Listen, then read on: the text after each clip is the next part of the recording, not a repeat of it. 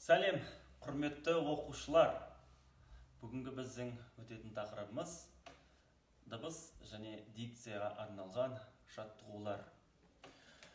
Біз дикцияға және дыбысқа арналған жаттығуларды қалай жасаймыз, немен жасаймыз? Біз осы ең бірінші осы фортепиано аспабы арқылы жасайтын боламыз және жаңылтпаш арқылы жасайтын боламыз.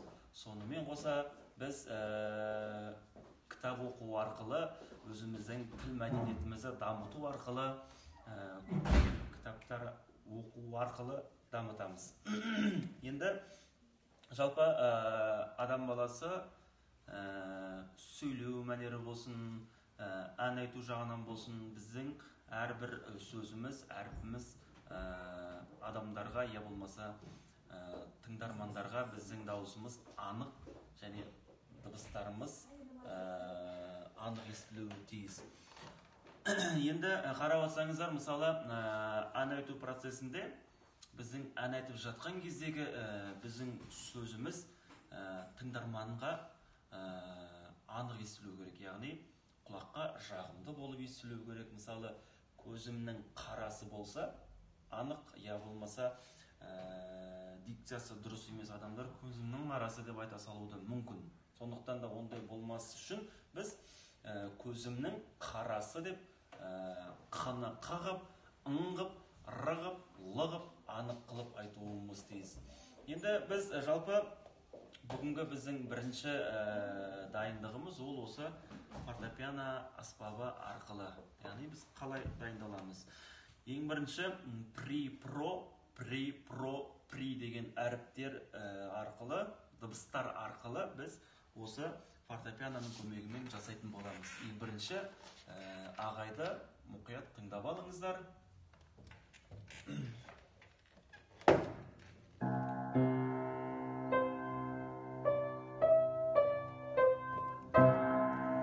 Тыңдап алыңыздар, құрметті оқушылар.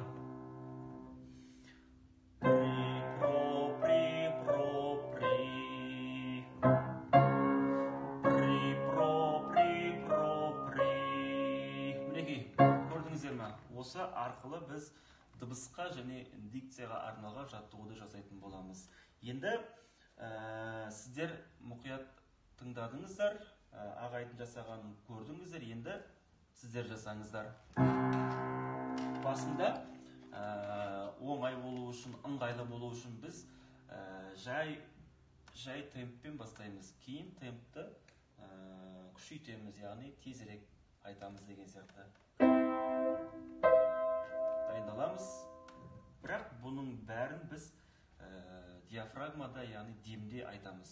Соны ұмытпаңыздар. Және біздің ерінімізді при деп жұмыс жасатуымыз керек. Ерінімізді көбірек жұмыс жасатуымыз керек. Дайындаламыз, демді аламыз. Ауфтакты.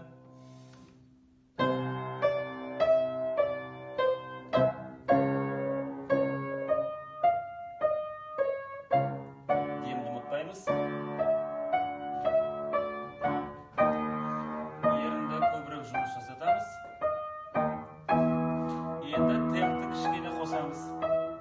Жылдамырақ. Жылдамырақ айтамыз.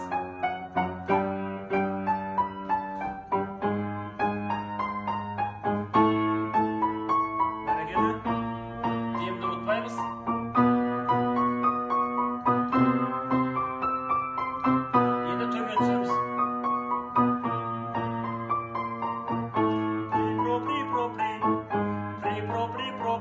Ұмытпаймыз.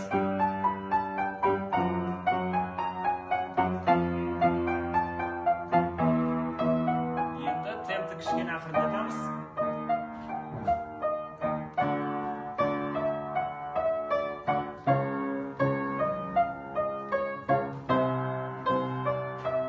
Темпті ақырындатамыз. Соңғысы.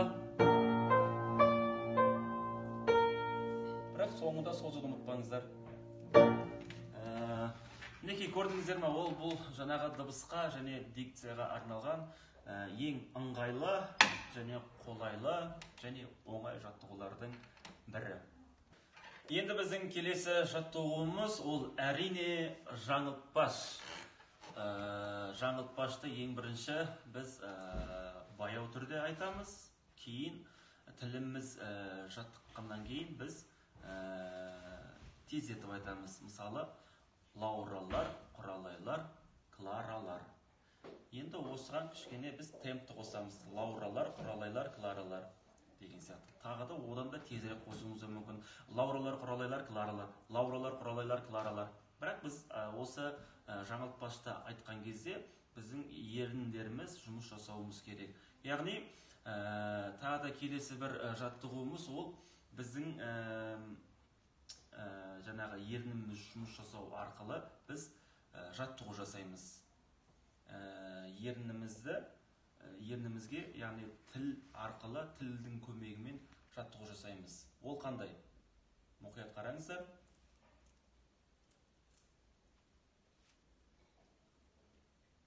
Осылай міне тілді ерінге айналдырып, кем дегенде 1 минуттан жасағанымыз дұрыс болады. Мінекей, осы сіздерге үйге тапсырма, осы бүгінгі фортепианомен жасалынған дикцияға және дыбысқа арналған жаттығуымыз және жаңылтпаш, Лауралар, Құралайлар, Кларалар және осы тілдің көмегімен ерінге жаттығу.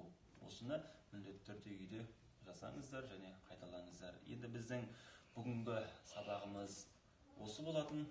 Біз сіздермен келесі сабақта жолыққанша аман болыңыздар.